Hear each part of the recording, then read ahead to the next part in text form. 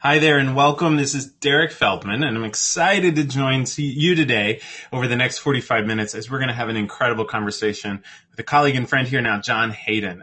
And we'll talk about who John is here in a little bit. If you haven't joined us before, no worries. We'll give you some background information.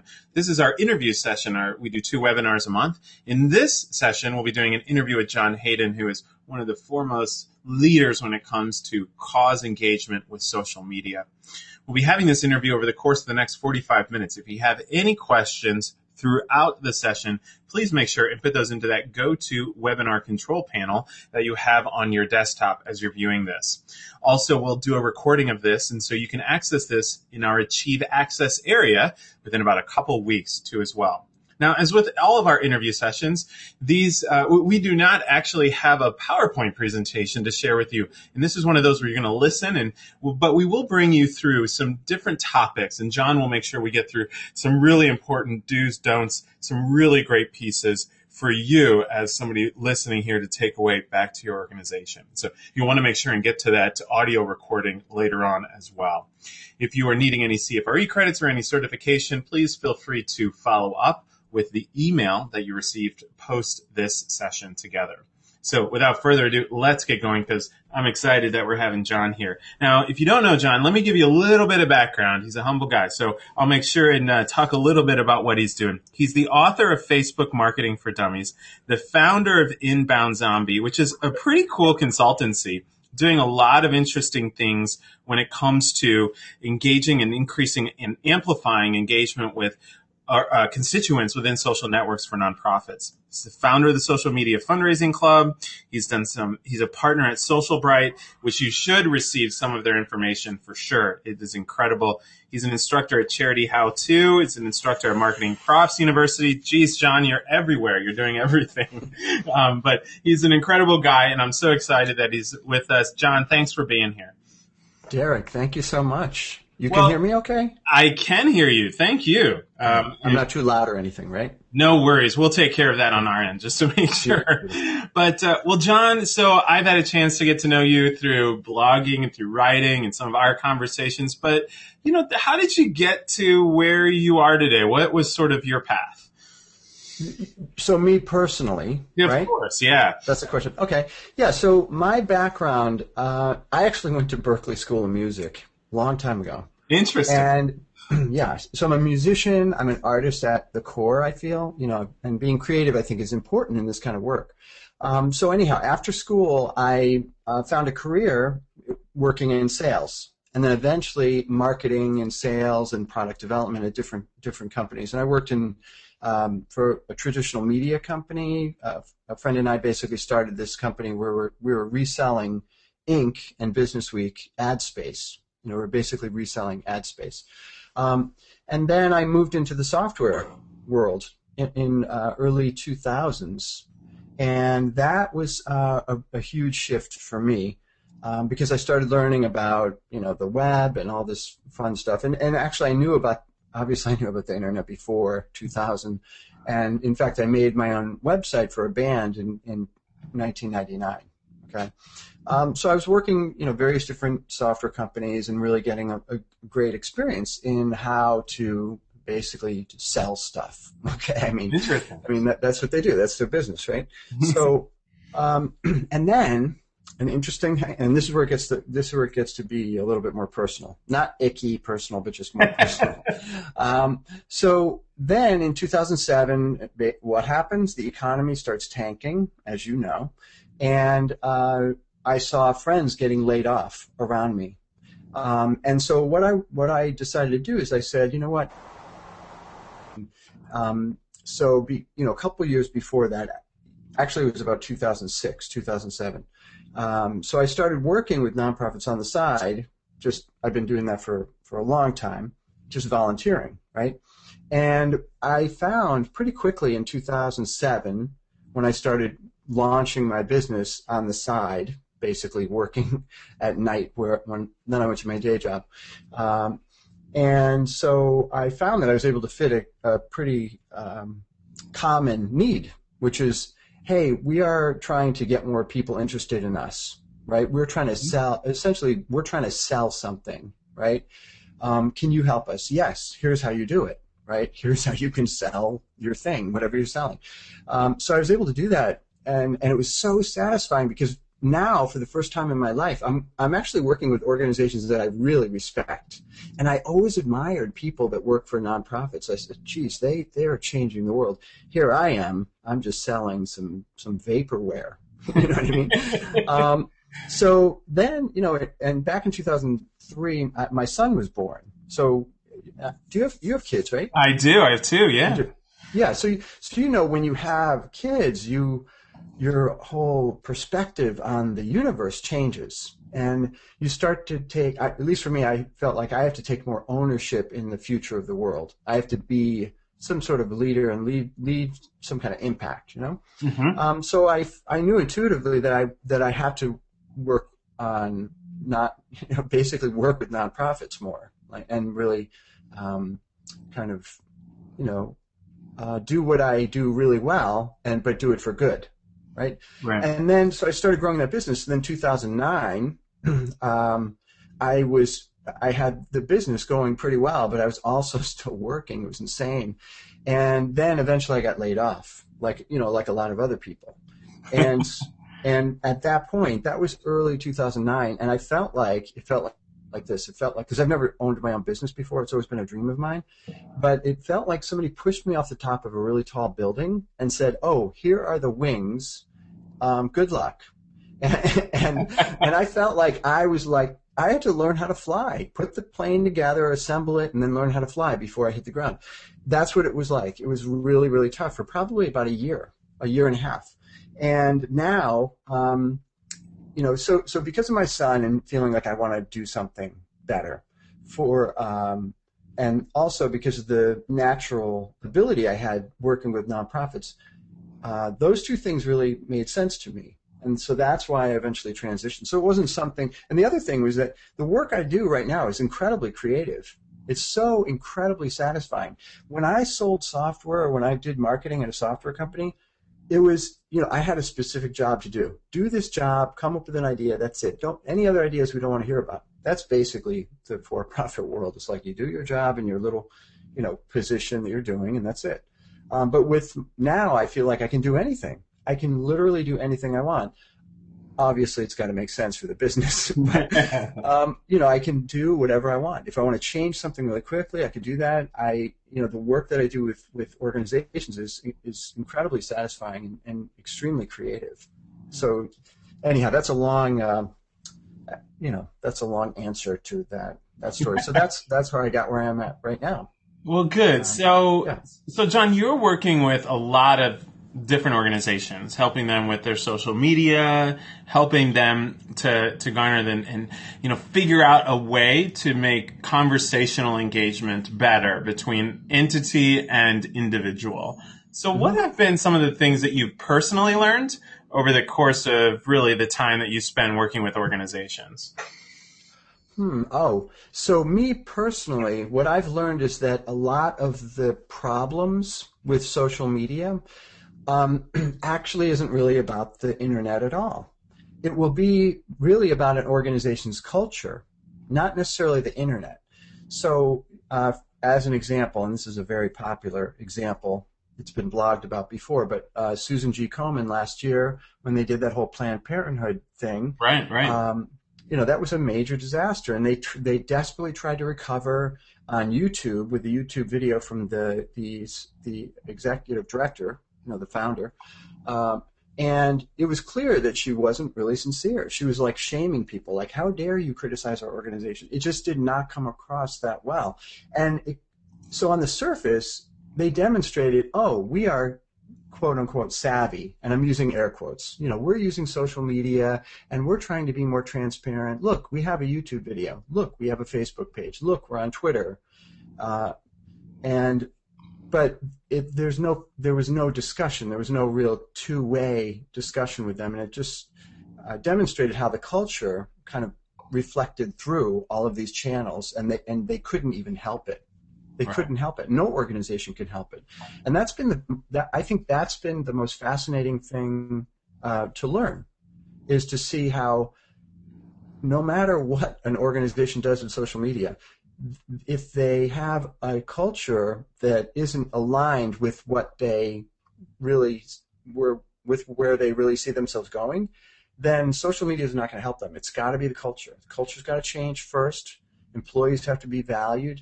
Um, Employees have to be appreciated. And then guess what? Employees, staff, they start appreciating the supporters, Yeah. right? When you start appreciating the supporters, then you're onto something. Yeah.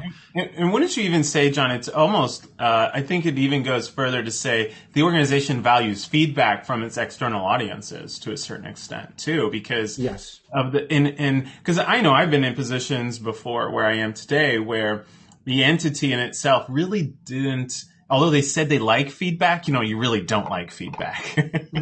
Yeah, that's the thing. And that's a culture issue, right? Yeah. So you may have some mandate like, oh, we're going to listen to our supporters and donors.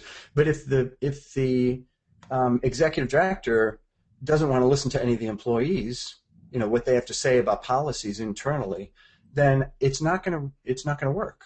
Like the employees are not going to listen to the constituents. Right. Unless it has to reflect inside the organization first, and then it transfers online. But to your point, I think listening is the first step, and I would add sincerely listening. Like you get back to the root. Nonprofits are incredibly fortunate, in my opinion, because they are doing something to change the world in a very positive way, and it's very powerful and it's very meaningful work, right? I think when a nonprofit or when a marketer or a communications person at a nonprofit can really get back to that root, that real core kind of humanistic root of the cause, whatever they're working for, like cerebral palsy, breast cancer, animal shelters, and really get back to that place that is almost like the seed of the organization. And then listen to the people. Get rid of the bureaucratic baggage and the policies and this isn't my job and blah blah blah. That stuff isn't important, right? Mm-hmm. Just be a human being interested and passionate about your cause, and listen to other human beings that are equally as passionate about the cause. And then you listen, understand, then you can start talking. Yeah, absolutely. It really, the funny thing is, Derek, this is the second surprising thing, or the second biggest lesson. Second biggest lesson is that we've had, how long is social media? Facebook has been around for 6 years, but even before that, let's say 10 years. So we've had social media in more, popular forms for about 10 years, and it always comes back to the people. It always comes back to how people work, not how the internet works. Yeah. When we have discussions about like how to use Pinterest and Instagram and Vine and Facebook and Twitter and if you post a long URL here, all those things are important, but the foundation of it is to connect with people, right? And understand human beings. And by the way, tell me if I'm talking too much. No, you're perfect. Well, I think you're absolutely right, and I think it's also when we think in terms of fundraising, right? In particular, one of the biggest lessons that I'd love to hear what your thoughts are on what you've learned with social media and fundraising is that people and the way they interact in fundraising, just in general, outside of a social network, and how that compares. So I'd love to hear what your thoughts are when it comes to learning lessons around fundraising. Yeah, and I love how you said you just talked about how the difference between how people react in person and online. Mm-hmm. I think there are definitely differences for sure, but I do think it's really important whenever you're looking at, for example, developing a strategy or something, to look at how would you talk to this person or these people if they were right in front of you, right? What would you talk about? What would be the next step? If you want them to take action, a specific action, how would you encourage them to take that action? What would it look like? What would be important to them? And I think approaching it that way and taking out the internet first, like taking that out of the equation, that starts to almost lay out what your plan might be online. Exactly. And then you can sort of translate it. Yeah, and I think that's a great approach when you're thinking about it in terms, especially raising money, right? So what's the normal approach we would, if I was going to ask John Hayden for money, what is the way I would do that? Remove the fact that I'm on a Facebook or anywhere else. Just what would that be like? And then moving it into an online environment. Yeah, exactly. And I know a lot of fundraisers, and I've been in sales, so it's similar. People don't. Here's the biggest lesson I've learned in my entire career. People hate to buy. Oh, wait, no, I just said that wrong. People hate to be sold, but they love to buy. Right. Okay, so the art form is encouraging somebody to do something on their terms, as if they've made that decision entirely on their own. And to add to that, Derek, there's a really interesting study that came out. I read this about a month ago out of France, and I forget, which university did the study, but they found that they did a study on charities and donations and what kind of language in a pitch, in an ask, would actually have a result in increasing the dollar amount. This is a really interesting study. And what they arrived at was a simple phrase in the ask itself that increased the donations. It was, I don't know how much it increased, but it was pretty dramatic, at least 20 or 25%. And it was this: you can give to our organization or not. You are free to choose either way. Like, you can either donate to us or not. The choice is yours, right? And the conclusion, or the theory, I guess, is that because when you give people a sense of free will and they're acting on their own, they're more likely to act. Yeah. Interesting. That's such an amazing study. I was fascinated when I read it. Yeah. Well, let's talk about success, and in particular with fundraising in social media, because that's where some people are coming at the conversation too. What does success look like in social media in general, and then what should be success when it comes to fundraising in social media? Okay, success in general for an organization. I wouldn't. I mean, it's tempting to talk about dollars and all that stuff, but we're not going to do that because that's not the important thing. Social media is all relational, so it is really about relationships. Unlike email is more like of a transactional nature, and that might be much more effective to raise money. But in general, what success looks like for an organization is, first of all, are they listening? Like, how well are they listening to their people? Okay, mm-hmm. So organizations should know where their supporters are, right? If their supporters are, a lot of them are on Twitter. If the bloggers, the big time bloggers that support that cause, a nonprofit should know who those bloggers are. They should be following them on Twitter. Twitter is so easy to use to kind of manage blogger relationships. It's ridiculous. It's pretty easy to use for that reason. But I would say success is really setting up a system where you're actually listening.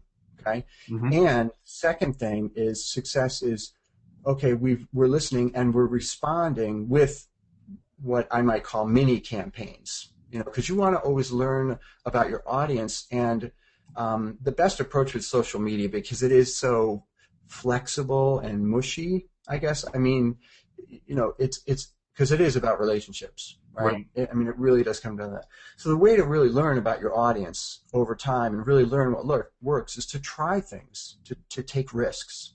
So that's another factor of success. Like, a successful organization is an organization that has a regular practice of taking risks. And that's one big thing I've noticed in general with nonprofits is they're scared to take risks. There's something going on inside the organization, inside many organizations, that actually makes people afraid of taking risks. Don't do that. I'm going to lose my job, or geez, that's not my job, or we can't do that. That won't work. We've never done that before. Rather, it's better to incentivize for risk, and it might be these are very easy policies to change in an organization, which is interesting. You can actually set up policies to reward for risk rather than failure, right? Yeah. And I think that's really critical. So I think, taking a lot of risks, that's a huge sign of success, right? Of course, the community growing, I mean that's going to be another measure of success as well, right? Are they continuing to be engaged? Are they more engaged than they were last year? How many of these people are on our email list? Have we integrated our email channel with social media? And how are we kind of building our list using social media? So these are what I would categorize all these things as what success would mean. If an organization is actually doing these things, that would be success. And I think, Or go ahead, I'm sorry. or starting to do these things. Yeah. And I think in terms of fundraising, a lot of people have come at it wrong, right? So it was, we looked at this, we first looked at social media as a pool of opportunity and said, we can be opportunistic and try and raise substantial amount of dollars. Mm-hmm. And they put that far in advance before developing the relationship. Yeah. It's really interesting. I mean, the whole thing about social media, that it seems that, it doesn't happen so much now, but when it was first a big deal for nonprofits, and it still continues to be a big deal in many ways, but it was almost like, oh, there's this thing on the internet, and if I get my message out there, it's just going to travel somehow, and it's going to go viral, and the potential is huge. So I think people were just so caught up with like the potential. Whoa, but that's not reality. Like potential is totally different from reality, and potential in an ideal world with a lot of different factors that influence that. John, what have you seen? I mean, in terms of, let's remove the dollar scenario, even in the fundraising equation here. Yep. What is a successful fundraising campaign in social media? Is it that you get donors or potential donors talking about, the organization and so forth? What would you say are the couple key things that you would make sure happens if you do ask for money in a social network? Okay, got it. So a couple of things here. That's a great question. So I would make sure, and this again is a pretty common way or a pretty effective way to integrate social media with fundraising, is when someone donates, they are past the honeymoon phase, right? You don't have to schmooze them or do anything with that. That's the person that you want telling their friends, okay? That's the person you want telling their friends. I think a common mistake I see is that organizations will focus on some potential network for new donors to kind of get new donors and acquire new donors, but they will neglect the donors that they have. This is a general statement. Right. And research has shown that nonprofits are basically bleeding to death. They're losing donors way faster than they're actually getting new donors, and the problem is they're not retaining donors. That's what it means. That's the problem is retention. But it's so great because when someone makes a donation, they, by that very action, they've said, hey, I think this cause is awesome. I believe in it. I'm passionate. And I'm certainly willing to like, comment, and share a Facebook update. Like that's a no-brainer for me. So you want to use leverage that audience. So when someone makes a donation, they might be prompted, oh, great, share the fact that you did this on Twitter or Facebook or Pinterest or whatever it might be, right? Mm-hmm. Also, you've acquired an email for that person, right? And you probably have a lot of other information about them. You could set up kind of an automated email thing. So after they donate, maybe 3 or 4 days later during a campaign, you could give them something else to do. Hey, we have this really cool thing on Pinterest. Go make sure you share it on a board. Share it on your board or repin it or whatever you want to do. It gives people specific actions. That's a huge way to integrate social media and your current fundraising process. I love that because instead of giving them the typical, we do have to give them that this is thank you for your gift, but now we're asking you to take another step and to act on our behalf by sharing your story, your idea, or the reason why. Exactly. Yeah. And a lot of nonprofits, they're in this mentality, this kind of ingrained unconscious mentality of annual donors. Like people are basically all they're good for is just a donation like once a year. So when I go to recommend, like, hey, have them share something on Twitter, have them do this, and this over the next 2 or 3 weeks after they've donated. they feel like, oh, we can't ask them to do that. They've already donated, so we're done with that person. There's like this Yeah. unconscious, this is kind of unconscious thing that they have about this.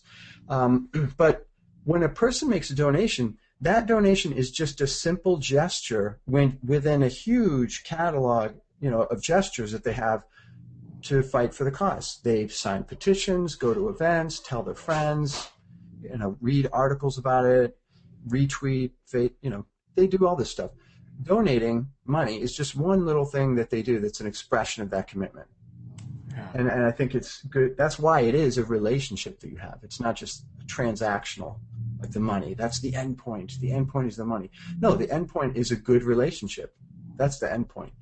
Mm-hmm. Now, one of the things that we have seen too, and we have taken a stance here that some of the annual report system and how it's all designed is really antiquated and old, right? So we always equate it to what if I went to go to a cancer screening and they said, well, don't worry, 12 months from now we'll let you know. Yeah, let you know the outcome of that too as well. And so what I'd love to hear from you, John, if you can, is what? Derek? Yep. Can you hear me, John? Can you hear? I can't hear you. John, we can hear you. Wondering, hold on, we'll get John back in. Apologize for that. We're getting John back in right now. Sorry about that if John's having some audio. Oh, great. I'm sorry. John, thanks. Okay. You're back. I'm back, yeah. So did you hear me that whole time or what? We did. We could hear you. Yeah, you were great. You were still online with us, so no worries. Oh, okay, because I didn't say too much. I was like, what? Because you cut out, and I saw my voice, like the audio was still working, so I was like, what? You're all good, so no worries. Right. Sorry about that. Okay. That's all right. So when it comes to using, I think this is another form of social media and fundraising, right? Is using social networks to keep the community updated on progress because we here think that the annual report is one of those things that, why do we have to wait 12 months to hear good work that's being done? So I'd love to hear if you have anybody doing that good, or if you've heard any good things around that. I don't really do a lot of work with annual reports. I do know that Kiva Leroy Miller does she has a whole, maybe even a couple of webinars on annual reports, so she knows a lot more about that. Personally, I've always found them kind of boring. I'm not like a details guy anyhow, like, oh, geez, I'm not going to look at the charts. Right. If the organizations are using the money well, great. I mean, there's probably one or two numbers that's going to indicate that, and that's fine. But I'm interested in the stories. That's what I want. That's what I'm really interested in, right? But to your point, I don't want to wait until the end of the year, right? Those stories should be told on Facebook. Facebook is a great place to catalog stories and put them, even photos. You could create photo albums and do a lot of amazing things leading up to the annual report. Or maybe even just tell people, send out a postcard, say, hey, our annual report, this is it. Go to this website. It's Facebook. You probably heard of it. And then just maybe have a custom tab, and for people to view their annual report, they like the page. Then, great idea. Yeah. You're converting the converted. You're just converting the people who are already converted, the people that probably would have read an annual report. They're probably big, huge fans anyhow. You should have them as a Facebook fan. Then they'll tell their friends. That's what you want. You want the birds that have the similar feathers. You want them to come into the mix. Very good. So my next question is in fundraising, because I'm sure you get this a lot, is how many times, if any, should we be fundraising? How many times do we put campaigns out there within social networks? There has to be. Do you have any rules of thumb that you like to say? Well, I don't like to give nonprofits any new work, because they're all the people that work there, they're so busy, right?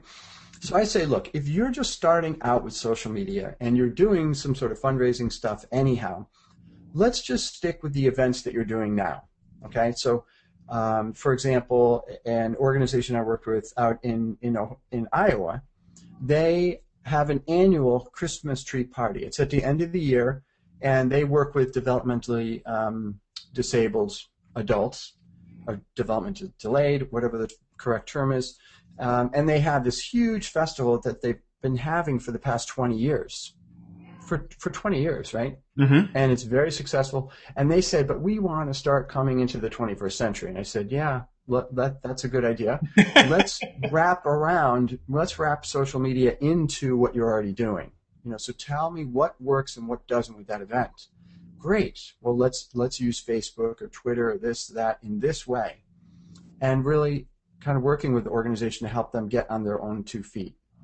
And it does have to make sense too. I mean, in terms of adopting social media, because a lot of it has to do with resources. Right. And that's, sometimes that's one issue that I have with these social media monitoring software companies. They're certainly good, but they're not interested in you not being ready to buy their stuff. Okay, they're not going to talk to you and say, you know what, instead of doing this, maybe you should try this for now, based on the resources that you have and where you're at in your maturity as an organization. So a software company is not going to tell them that. But anyhow, that's a different topic. Definitely. Well, good. Yeah. So now let's get into some don'ts. There's got to be some Don'ts. things that you recommend we should not do, no matter what. It's not worth it, or it just is not the right thing to do. So I'll let you have at it. Okay. Don't delete comments. Okay. Okay.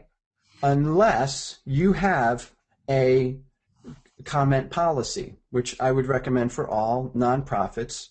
Have a comment policy. In other words, like if someone's commenting on your blog or Facebook, particularly those two, because that's where you usually see a lot of comments, you should have a policy that says you can't do this. This is kind of a rated G organization. We can't have bad language, this and this and this and this. Okay? Have a policy there. And if anybody goes past that line, then of course you delete their comment, because then you're very clear about what that line is, right? But other than that, you should not delete a comment. It's an incredible opportunity to show how gracious you are and appreciative you are and open-minded you are and committed you are to resolve any sort of issue. And that looks good for the organization. Yeah, I agree. Yeah, the other thing I would say about don't is don't start using a social media website just because it's popular. Find out first, what are you trying to do? What are we trying to do? What's our objective? First thing, who are our people, right? Who are they? Where are they? What do they care about? How can we be useful? Then you can start, if they're actually using that social media site. Now, that said, there's nothing, it's good to experiment. I just said that earlier. So it is good to kind of, experiment with new sites like last year it was Google Plus. It's a big thing that people started getting into, and that's good. But don't sacrifice your mainstay, your main work for experimentation. Yeah. Don't spend too much time on it. Just investigate, see what's going on, and then move from there. Let's see, another don't. Don't have, and I'm going to qualify this after I say this. Don't have an intern manage social media for you, okay? Because, and now let me qualify that, the requirements for someone to represent your organization online, they're actually becoming a spokesperson, right? When they reply on Twitter and Facebook or whatever it might be, they're a spokesperson.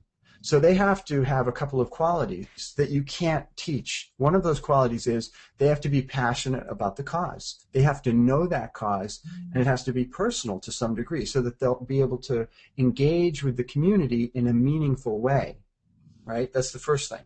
Second thing is they have to be mature. They have to be a mature person who's had maybe a couple of life lessons, and then they can respond gracefully to people that are haters, and they can truly represent the organization in a good light, in a very positive and warm light, okay?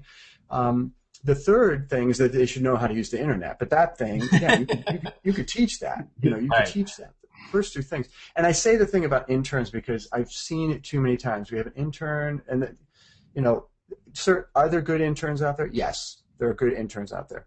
But the good interns out there are the ones that have met my first two criteria. You know, cause is personal, and they have good people skills. So yeah. Anyhow, third one, don't get an intern. I like it. All right, so now it's time for our last portion, which is really some final thoughts, but a lot of this is around questions that are coming from our audience. And so I'm just going to dive right into some of the questions, and we're going to spend our time between now and quarter till getting through most of those, as many as we can. So feel free to put those into the questions area. We've got a lot coming in, so Beautiful. hopefully you're ready for this. I am. All right, so the first question... I'll be really concise. I'm going to just say the answer and then bump next, and then we'll go to the next one. So this is an interesting question. Have you seen images raise more money than just text in social media, Facebook in particular? Yep. Okay, so it's not about the images at all. It's not about text. It's about the story that you're telling. Okay, you can use text. You can use images. Now, specifically to Facebook, images do tend to get more engagement on average. Text tends to get more exposure, more reach, right? So you can't say one or the other. I really caution people on doing that. Focus on the story and how you could tell it really in a powerful way. You could use text updates to ask really compelling questions, very specific closed questions that are really compelling, and that will be possibly more effective than any photo could be. Yeah. Well, that kind of gets to another question here that we have from Marcy, which is, John, can you give us any short post ideas that tend to get more response than others? Oh, so short, I'm assuming that they're asking about text updates, not photos, because photos are pretty short. Just upload a photo, you're done. So short, think about yes or no questions, preference questions, true or false, fill in the blank. But make them super short and always, well, I don't want to say always because you can always break the rule, but use closed questions because closed questions take advantage of the brain's natural autocomplete.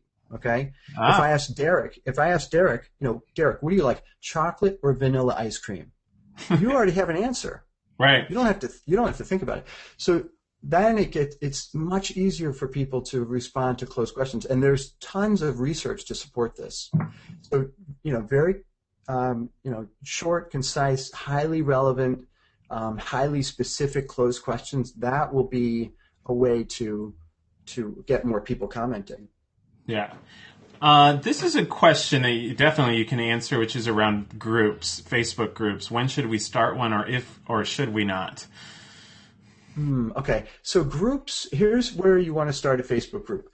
If it actually is useful to your supporters, period, and you do not want to have any sort of marketing or communications or promoting events, anything like that should never come into that project or the Facebook group.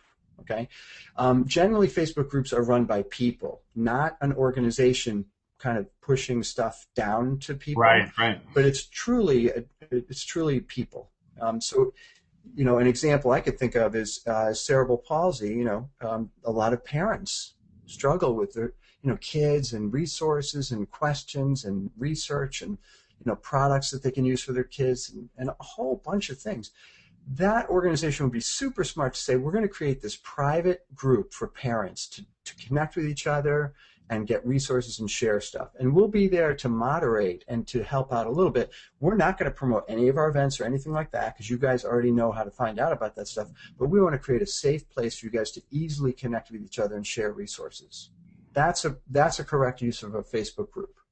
Very good. Good. Next question is around images. Any ideas that spark more conversation? Any image ideas spark more conversation? Yeah, naked people. I'm telling you, that will do it. I like it. It does depend upon the cause.